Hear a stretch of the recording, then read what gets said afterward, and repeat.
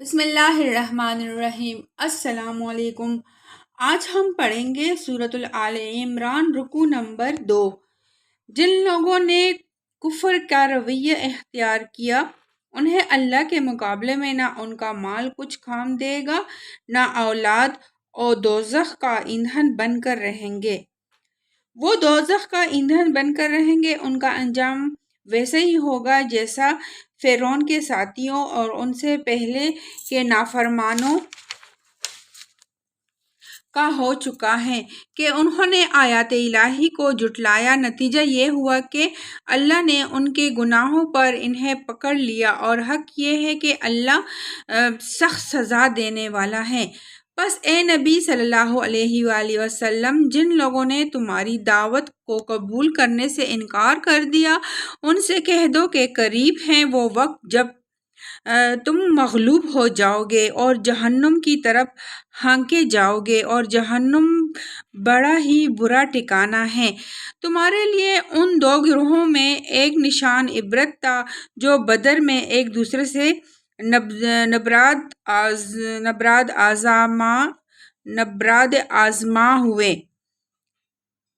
ایک گروہ اللہ کی راہ میں لڑ رہا تھا اور دوسرا گروہ وہ کافر تھا۔ دیکھنے والے بچشم سر دیکھ رہے تھے کہ کافر گروہ مومن گروہ سے دو چند ہیں، مگر نتیجے نے ثابت کر دیا کہ اللہ اپنی فتح و نصرت سے جس کو چاہتا ہے مدد دیتا ہے۔ دیدہ بینا رکھنے والوں کے لیے ان میں بڑا سبق پوشیدہ ہے۔ لوگوں کے لیے مرغوبات نفس، عورتیں، اولاد، سونے چاندی کے ڈھیر، چیدہ گھوڑے، مویشی اور زرعی زمینیں بڑی خوشائند بنا دی گئی ہیں، مگر یہ سب دنیا کی چند روز زندگی کے سامان ہیں۔ حقیقت میں جو بہتر ٹھکانہ ہے وہ تو اللہ کے پاس ہے۔ کہو میں تمہیں بتاؤں کہ ان سے زیادہ اچھی چیز کیا ہے؟ جو لوگ تقوی کی روش اختیار کریں ان کے لیے ان کے رب کے پاس باغ ہیں جن کے نیچے نہریں بہتی ہوگی، وہاں انہیں ہمیشگی کی زندگی حاصل ہوگی۔ پاکیزہ بیویاں ان کی رفیق ہوں گی اور اللہ کی رضا سے وہ سرفراز ہوں گے۔ اللہ اپنے بندوں کے رویے پر گہری نظر رکھتا ہے۔ یہ وہ لوگ ہیں جو کہتے ہیں کہ مالک ہم ایمان لائیں، ہماری خطاؤں سے درگزر فرما اور ہمیں آتش دوزخ سے بچا لے۔ یہ لوگ صبر کرنے والے ہیں، راست باز ہیں، فرما بردار اور فیاض ہیں، اور رات کی آخری گھڑیوں میں اللہ سے مغفرت کی دعائیں مانگا کرتے ہیں۔ اللہ نے خود اس بات کی شہادت دی ہے کہ اس کے سوا کوئی خدا نہیں ہے۔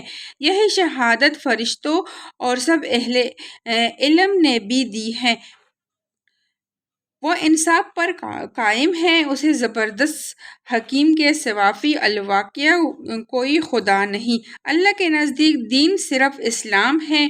اس دین سے ہٹ کر جو مختلف طریقے ان لوگوں نے اختیار کیے جنہیں کتاب دی گئی تھی، ان کے اس طرز عمل کی کوئی وجہ اس کے سوا نہ تھی کہ انہوں نے علم آ جانے کے بعد آپس میں ایک دوسرے پر زیادتی کرنے کے لیے ایسا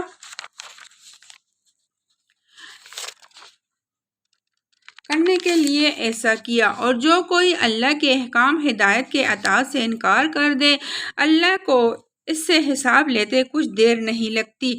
اب اگر اے نبی صلی اللہ علیہ وسلم یہ لوگ تم سے جھگڑا کرے تو ان سے کہو میں نے اور میرے پیروں نے تو اللہ کے آگے سر تسلیم خم کر دیا ہے۔ پھر اہل کتاب اور غیر اہل کتاب دونوں سے پوچھو، کیا تم نے بھی اس کی اطاعت اور بندگی قبول کی؟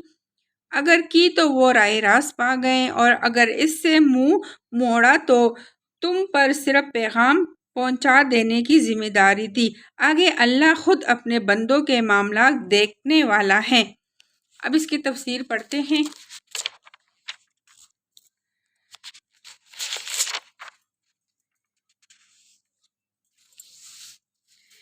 یہاں کسی کو یہ شبہ نہ ہو کہ جب وہ لوگ متشابہات کا صحیح مفہوم جانتے ہی نہیں تو ان پر ایمان کیسے لے آئیں۔ حقیقت یہ ہے کہ ایک معقول آدمی کو قرآن کے کلام اللہ ہونے کا یقین محکمات کے مطالعے سے حاصل ہوتا ہے، نہ کہ متشابہات کی تاویلوں سے۔ جب آیات محکمات میں غور و فکر کرنے سے اس کو یہ اطمینان حاصل ہو جاتا ہے کہ یہ کتاب واقعی اللہ ہی کی کتاب ہے تو پھر متشابہات اس کے دل میں کوئی خلجان پیدا نہیں کرتے۔ اگر یہ حقیقی فرق سے چند تھا، لیکن سرسری نگاہ سے دیکھنے والے بھی یہ محسوس کیے بغیر تو نہیں رہ سکتا تھا کہ کفار کا لشکر مسلمانوں سے دگنا ہے۔